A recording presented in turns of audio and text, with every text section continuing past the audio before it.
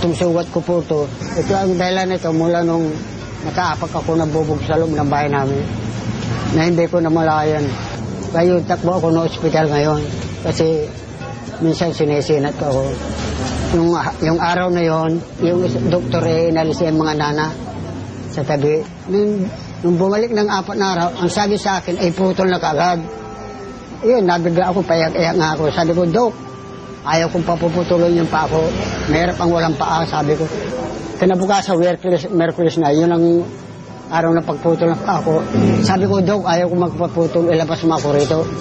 Sabi ko, meron pa siguro paraan na gagaling pa yung paa ko dahil naalala ko dito nga pala.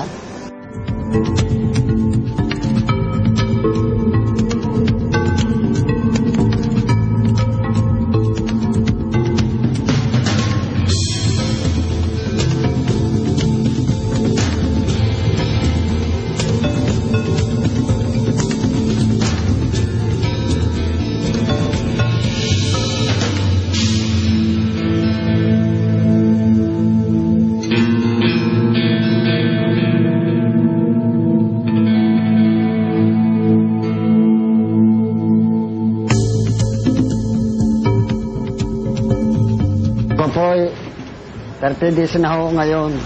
Pagod talaga ho, laki ng pagbabago talagang gumaling ho. Dati hindi ako makalakad. Yung pagtulog ko ay okay na okay. Dati halos di ako makatulog. Nakapikit ako pero hindi ako nakakatulog. Pag halimbawa, at ako'y gumaling so baka babalik ako sa pagtatricycle ko uli. Ang inaasahan ko po yung sana tuloy-tuloy na para gumaling na yung pa ako ho.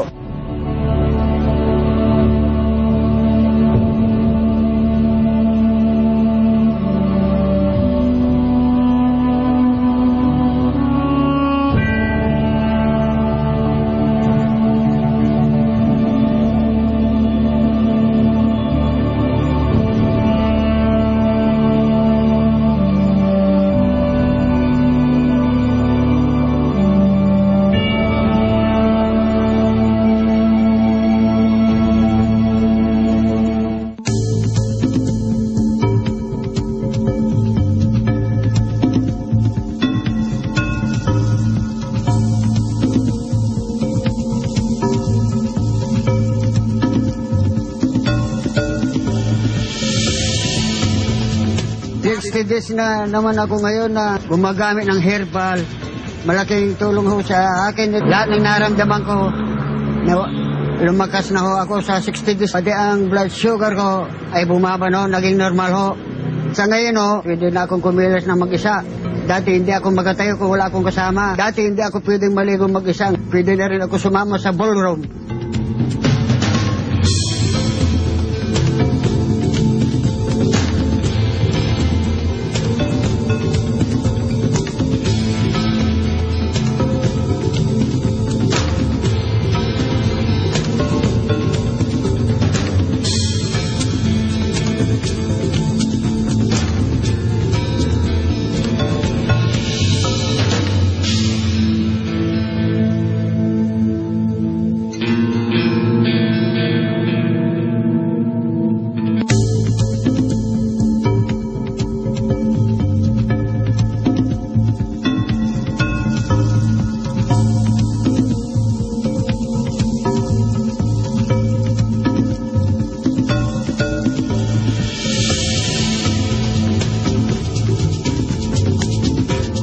Malakas na ho ako.